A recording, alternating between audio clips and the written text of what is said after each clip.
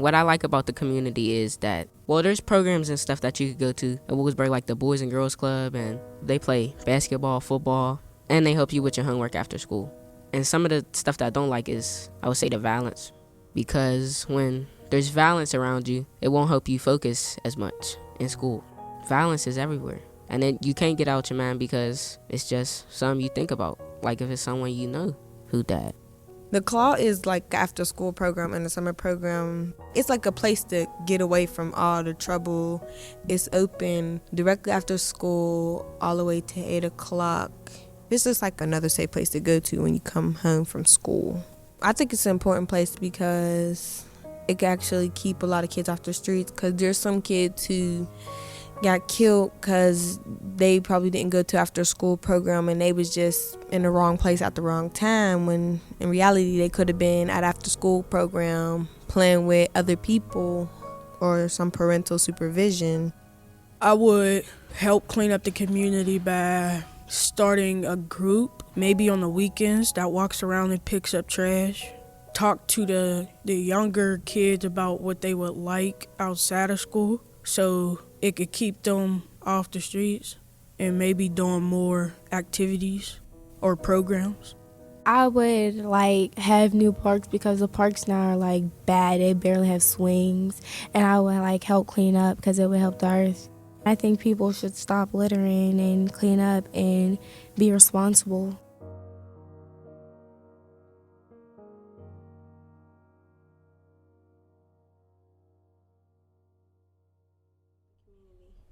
I think, one of the ways that young people can help in helping with the community is to participate more when they have a voice, and I'll just give an example. Recently myself with the support of the ministers here in Wilkinsburg began what's called a Sanctuary Project. And with that, that's a collaboration of churches that have come together and want to support our young people, look at ways of supporting our young people and develop activities. I don't know if you played a part last year, but we had a real big fun day for the young people over at Christian Church, in the parking lots beside Christian Church. So if you were to ask me, how can you support that? I'd say one is to become, young people can become a better citizen, be more cautious of how you treat your community. We have a lot of litter in the community. A lot of times it's due to people walking and just dropping paper. That's may seem like a small thing, but it's a big thing in the community. So become better stewards over, take ownership in the community. Be conscious of, we have an older population. We've grown a lot of adult seniors here in the community. Be conscious of how we relate to our seniors, because they paid a price, and they were all young. But there's a respect factor that has to be associated.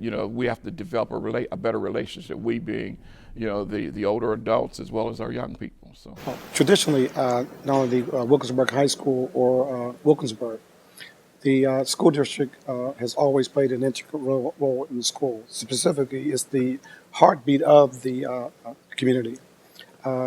As communities flourish, so do school districts. Parents move in and out of the communities because, to a large degree, of the quality of the school system. Traditionally, we've watched this school system that's been in existence over 100 years, as of a couple of years ago, go from almost 2,000 or 3,000 students to down to about maybe 1,200. The decline is not just in Wilkinsburg, but in most urban communities is actually a result of the decline in actually the birth rates. Businesses and they come and go depending on, again, the situation that happens in the community itself. The district is basically dealing with it by adjusting as needed. So when we had a staff of, let's say, 300 teachers with about maybe 2,000 students, that's one set of numbers. So as the enrollment declined, so will our staffing needs. So we're able to keep up with our budgets. So we've adjusted that as we've gone along. Urban settings such as ours, again, that's going to continue to be a problem of eroding tax base simply because of the decline in the businesses. As an example, steel mill towns such as Duquesne or Clareton, when that is the major portion of the actually the economy, and when that leaves a really great deficit. So it is Wilkesburg. At one time had many businesses there, and Penn Avenue is actually the heartbeat of again the main corridor between Pittsburgh and also East Hills or Wilkinsburg. So as a result of that, when the businesses start to decline, so does the tax base. Unfortunately, the only mechanism we have basically to cope with that is again revenues we receive from the state and the state funding. And we've argued for 20, 30 years or so, long before my time, the need to uh, to adjust how school districts are funded. That's an ongoing battle between the states. Will continue to be one, probably long after I'm gone, but it needs to be addressed. The other side of that coin is that the school districts again make adjustments within the budgets themselves by deciding which programs are essential, and we've made an adjustments in the way we deliver instruction. So that's the major shift and change, probably in the last decade, that Wilkinsburg has participated in too. What we've done is that because of our small numbers, that means we cannot offer courses that other school districts would offer. What we've done as a result of that, again, is in order to provide a quality education for our children and same access, so we level the playing field. What we've basically done is had online courses, and that's something that a lot of districts our size are doing. So to give you a concrete example, maybe we only have two students on to take Spanish, or French, or maybe calculus, or maybe German. Because they have a desire to take that does not mean they should not be able to take that because they're going to college. What we now can do is offer those same courses online. So still a credit course, still taught by a certified teacher, with 1/10 of the cost it would cost, for a certified teacher. So that's one of the ways that we're dealing with that. So that's something that we just recently started, maybe a year and a half ago, and then we'll continue again to level the playing field.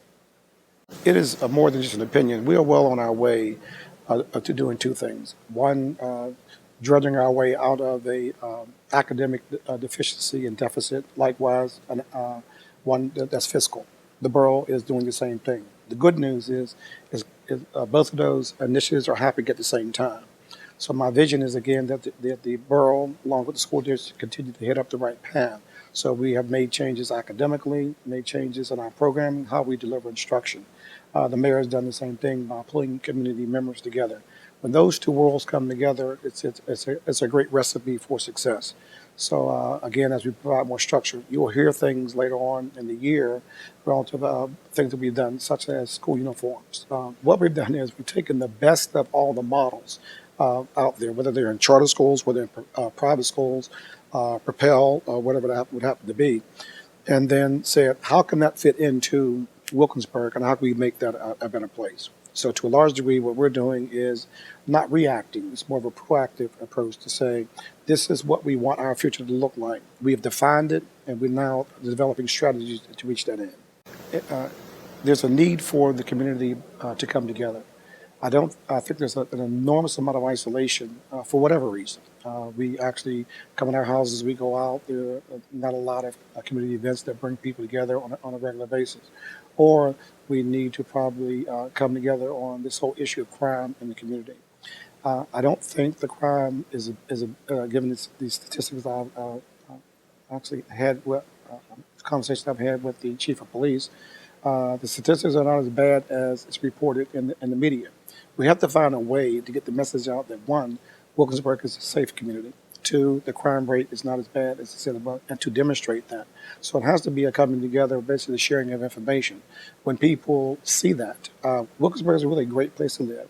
It's a place where you can get really affordable housing. It's a very nice housing that people can remodel, and also some new housing and some complexes going through. So there is a lot of great things happening within the borough, and through housing, and hopefully we want to buy into that and to promote that. So the largest thing with the community is, again, for the borough and the school district to have good promotion. And secondly, what we're going to need to do is to make sure that we get the word out. So the larger challenge is to get the word out, because we do believe that the community is headed in the right direction. Under the leadership of a really very proactive and innovative mayor, and also a chief of police who is just want to do the right thing.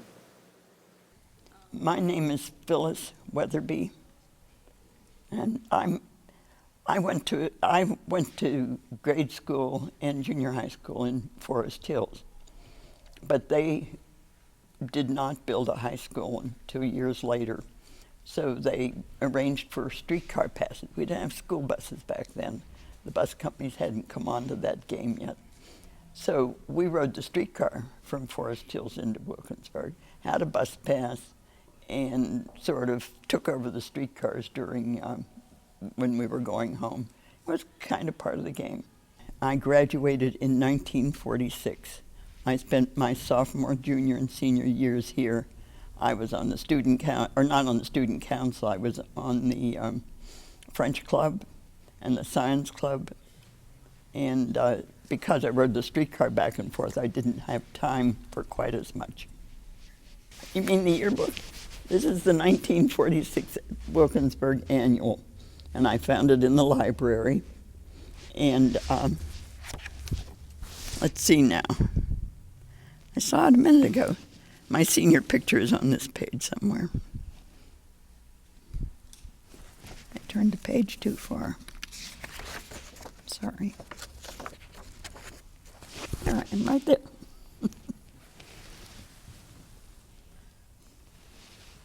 Over the years, I think the population has changed. Our schools have changed. At one time, we had 3,000 students here in the high school, and currently we're down to about 400. And just the makeup of the city, the complexion has changed a lot. The stores have changed. At one time, Wilkinsburg was a bustling community. When I was younger, all the store fronts were filled, nice shops, places to go. But as the malls came in, that changed, and now we're bordering on trying to become a ghost town.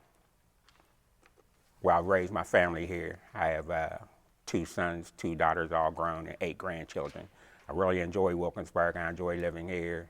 It's close to the parkway, so it's convenient for me to get to work, and it's close to going to other places. And just where I live, my neighborhood, my street hasn't changed that much, so I pretty much have had the same neighbors for the past 30 years. We all get along and look out for each other, and I enjoy that in the community. I think we're on the right track. We're trying to get back to where we used to be. It's a great community. There's a lot of people here that are active. I think some of the school-age children, some of you all should get active in the community, start seeing what you can do to make it better. Being a part of the community means taking on some responsibility. So as more of us become responsible citizens, we all can make this a better community to live in. Well, I got involved with Mad Dads in 2004, and the primary reason I got involved with it, I was concerned about some things that were going on in your generation, particularly within my family. In my generation, in my family, we've lost several people due to the types of things Mad Dads was designed to address. I had a cousin murdered in 1974. I had another cousin who was exactly 5 years older than me, shot here in Wilkinsburg in 1970. He survived it, but it was a terrible ordeal when that happened. And I had another cousin that died from a drug overdose in the 90s. So when I saw that there was potential in some of the young people in my own family and your generation that was accessible to some of those same issues, and they were promising young people, they didn't fit the script that a lot of people would think would cause them to be susceptible to this, I felt compelled to get involved with something to make a difference. This book I'm holding here is called Urban Heroes, Ordinary Citizens that Do Extraordinary Things. This was produced by Geneva College Urban Center for Urban Biblical Ministry, and I was a person that was selected as one of the individuals here in the Pittsburgh area. But that happened not because of who George Spencer is. That happened because of the men and women that have joined together under Mad Dads and are doing something effective enough that someone would take a look at that and say, boy, you know, we find that extraordinary what those people were doing. As the president, I'm the one that, it's my name that's in the book. but it's what we are doing. Duquesne University School of Social Work shadowed us one day, very similar project as this, with their camera, and went on patrol with us. And as the president, I'm a major part of that interview. But again, George Spencer by itself could not bring about that interview. I wouldn't be sitting here with you all today, getting a chance to form relationships with you if it wasn't for the people that work with me. I'm not sitting here because of what I do alone. Well, we train at the gym, and we train in a lot of areas. We don't train just in the area of boxing, but we train them about the importance of education. We train them about the importance of obeying the law.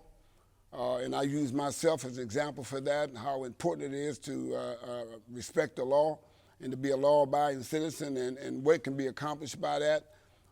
Then we also help them with, as far as helping them with homework and that sort of stuff, just a wide variety of things that we do with them, and really try to find out what they really want to do. Because we're finding and we're learning. I've learned through coming through hundreds of youngsters that just a lot of them are very intelligent, very educated, love school, but many of them just don't have an idea of who they want to be or where they want to go. So I focus a lot on that, and that's what I do with the fighters when we training them, as well as my pro here, Nightmare. He helps to do the same thing, and helps with educating them about this criminal lifestyle, because we got, in our program, we got a thing called decriminalization, deinstitutionalization, and also deglamorization. And those three elements is three very important parts of the criminal lifestyle, and about getting away from the criminal lifestyle, because the decriminalization involves decriminalizing your thinking and behavior, and getting back to the norms of life and living a healthy, productive life. Deglamorization is about disglamorizing. Oftentimes we find ourselves glamorizing the criminal lifestyles, like it's something glamorous about shooting somebody, or glamorous about killing somebody, or glamorous about maiming somebody, and there's nothing glamorous about that. It's nothing glamorous about shooting people and taking people, robbing people of their life. And that's a lot of what's going on with our youth today. And as a result of that, they end up in prison like I did for 51 years. Of my life, for nearly 51 years of my life, and I had no idea what it meant to be institutionalized. And what that simply means is that when you go to prison so much and so long, and going back and forth and not having an opportunity to do life on life's terms and live life, that you get so institutionalized that when they let you go, you can't fit into the norms of society. So as a result of that, you end up going back to dealing with the very thing that you dealt with before you went to prison. So that's what I do. Well, one way I'm going to be able to do it is that the number one way is that I continue to invest my time in the future world champ here, Mr. Chris Nightmare Stallworth, and he's got that name Nightmare, because everybody he fights, it gives them, they have nightmares afterwards. That's why we gave him that name. And he calls himself that because everybody he fights, they report to the psychologists and to the psychiatric field that everybody that fights this guy get nightmares. So as a result of that, we work together, and we try to give it to our youth, so that our youth won't end up in the same entrapments that we ended up in, and that he'll be a good example from the Pittsburgh area when we go and get all these titles, because we ain't stopping there. We're going through the cruiserweight division, which he's a natural cruiserweight, and then we're going to also go. We don't challenge his ability to go ahead and get the heavyweight titles as well. Taking back to what you asked me a few minutes ago, I started off at an after-school program called the K Boys Club, located in the Hill District. I was a troubled kid who had a lot of energy and needed a place to channel it, And one day I stumbled upon a building where a lot of kids were going, and I was curious about what was happening there. So I went down there and met a guy, may rest in peace, John Osteen, old guy with silver hair, sitting in a dark office. He laughed at me, and I told him I wanted to be a fighter. And he said, "You'll never be a fighter." He said, "You got you have an attention deficit. You can't stay focused." I said, "You want to bet?" So what he seen was I was so aggressive and I was going around challenging everyone. You know, my first lesson is that I got my butt whooped. That determined right then and there that this is what I wanted to do. Well, I think God has used me to be a bridge, to take from the negative to the positive and be an example for the young guys and different people. And a lot of people will glorify money, but there's legitimate ways that you use energy, you know, that God's giving you from your talent to make the kind of money that you want to make, as long as you sacrifice. Determination, dedication, that's number one. Number two is get to other people, schools, and open up more after-school programs. It's not a lot more left, and that's what saved my life. I would probably be doing life in the penitentiary if it had not been for the K-Boys Club.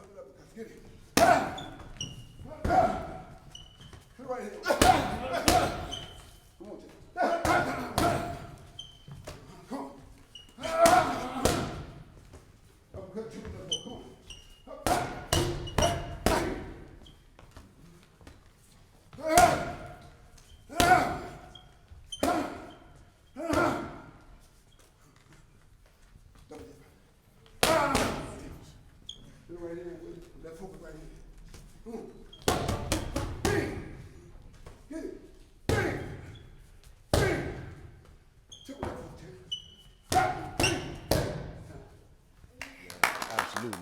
Yeah, I can say that I was one of the local neighborhood bullies. That's number one. Number two, I had, at that time, which was totally wrong, I looked up to guys who had the long cars, the Cadillacs, or the short cars, the Benzes.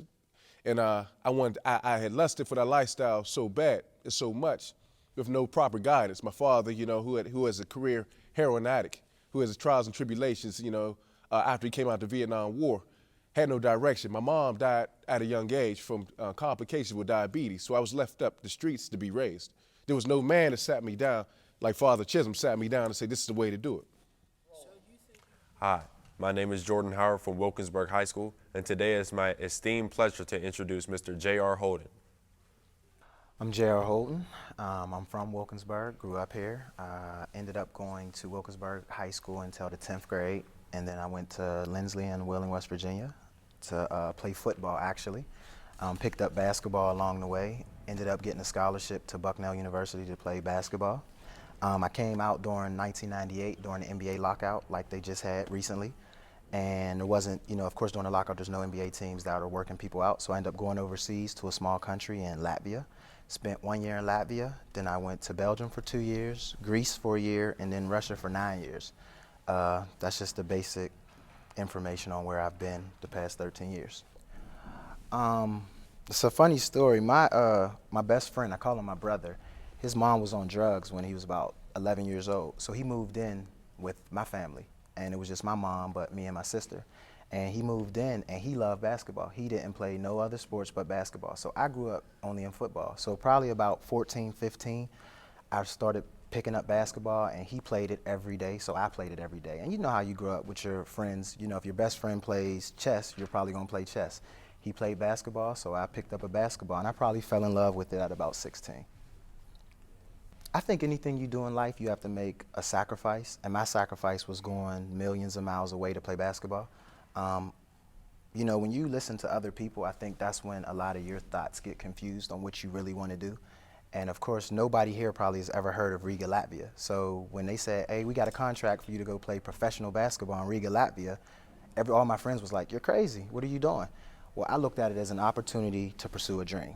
And I took the first step, and that was getting out my own way and taking that step on that journey to be a professional basketball player. And I was fortunate and blessed to be successful. I have one daughter. She lives in Detroit, and she was born while I was overseas in 2006. And I know she was so young, she wouldn't have been able to understand why daddy wasn't home or why I was always away. So I started just keeping a journal of some of the things I was going through, maybe mentally or physically with basketball. So it started simply as just a journal to my daughter. Well, I have a friend who's a publisher, and as he was reading it, I wanted him to edit it for me so I can give it to her when she turned about 13 or 14 so she'll be able to read it. Well, as he started reading it, amazing things started happening in my career. Like, I got a Russian passport. Vladimir Putin, the former Russian president, gave me a passport to play basketball for the Russian men's national team. Russia had never won the gold medal as Russia. As the Soviet Union, years ago, they had beat the U.S., as everybody knows, the first time U.S. ever lost in basketball. Well, they were trying to get back to that elite level. So he gave me a passport. And once he gave me a passport, I hit the game-winning shot for Russia. And that was their first ever gold medal. So you got to think, a black man in an ex-communist country where they really didn't accept blacks hit the game-winning shot for Russia to win a European championship. So he played off of that, and he just said, you got to make this into the book, and not because it's about basketball. Like, it's truly just about life and perseverance, and there's a certain way you should carry yourself in order to be successful. If I would have went over probably with my jeans sagging, hat to the side, I probably wouldn't have got a Russian passport. But I went over there and I said, I'm here for a job, I'm here to work, and I'm here to do the best I can. And that led me to bigger and better things. And people don't understand, if you just do the right thing, everything that you ever dreamed of is possible. Oh, it did. It took a long time for me to become a judge. In particularly, you want to know the date? Well, I ran for election in 1991, and I started serving in 1992. And I served for 14 years in Wilkinsburg as the first woman ever elected to the district justice in Wilkinsburg. And I was also not only the first woman, but the first black African-American woman to be elected. Well, becoming a judge was not my first ambition. In fact, I wanted to be a teacher. And in fact, I did teach. But I didn't go back to school until I was in my early 30s, after my children were in school. And, but I moved to Wilkinsburg in 1964. And the things that my children got involved in, I got involved in. I think my background, having worked in the community, because in seeing my children grow up here and being involved with the civil rights movement here and with the community in general. We had a track team, we went to church here, and so I loved the community, so I really wanted to be involved. I knew how important it was to be a judge, and when I decided that I was going to run, because some people did come to me to ask me about running, I checked with people whose opinion I valued, and I decided that I would run for the position. One of the main jobs of a judge is to be sure that justice is done, and that's on both sides. You're supposed to ensure that people are treated fairly and that you make the best decision that you can. Now, the decision may not be, quote, to some people, the best decision, but based upon the evidence that's presented, you make the decision. So I think there was only one time I had a question, but I had a question not because I didn't believe I made the best decision, but because something seriously happened afterwards. And I used to wonder if I had done something differently, if it would have come out differently. Well, you've been looking at television and you see how hard it is sometimes to run for political offices, right? All right, I had spoke with my husband first, and again, I talked with other people whose opinion I trusted and valued to see if they thought that I should run for an office. And one comment was, well, you've always been easy to meet people, and it's always been easy for you to you know the community, so who better than you? So because of the feedback that I got from opinions that I valued, I decided to run. That was my process. You know what? I love the youth, and having an opportunity to talk with them, we conducted juvenile justice seminars right here in this auditorium, where we brought in people from the juvenile court, from the DA's department, from the Attorney General's department, and had so that the children would know what their rights were, encourage them to stay on the right side of the law, and so that was beneficial. Other beneficials was to see my own children benefit, and grandchildren. Some of you are my grandchildren's ages. One of the ways I prepare myself, I have a strong religious background.